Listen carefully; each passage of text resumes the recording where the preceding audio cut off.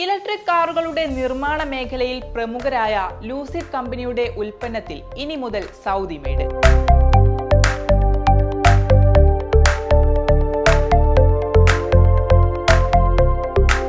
ഉൽപാദന മേഖലയെ തദ്ദേശീയവൽക്കരിക്കാനുള്ള made in Saudi Arabia പ്രോഗ്രാമിൽ ലൂസിഡ് കമ്പനി ഔദ്യോഗികമായി ചേർന്നു.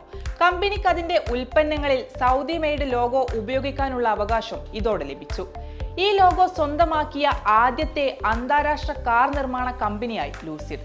സ്വന്തം വിഭവശേഷിയാൽ അന്താരാഷ്ട്ര നിലവാരമുള്ള ഇലക്ട്രിക് കാറുകൾ നിർമ്മിക്കാനുള്ള സൗദിയുടെ കഴിവ് ഉയർത്തിക്കാട്ടുന്നതാണിത്.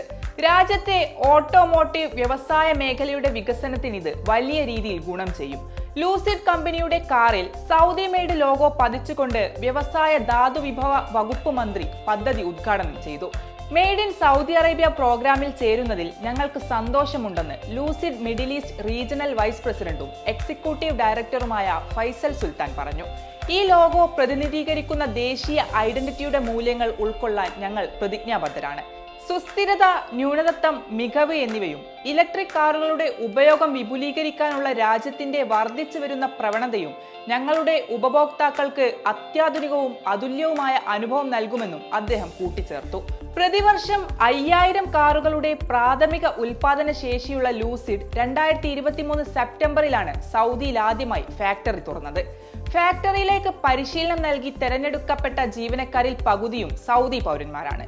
ഇതാണ് കമ്പനിയുടെ പ്രാഥമിക ലക്ഷ്യവും.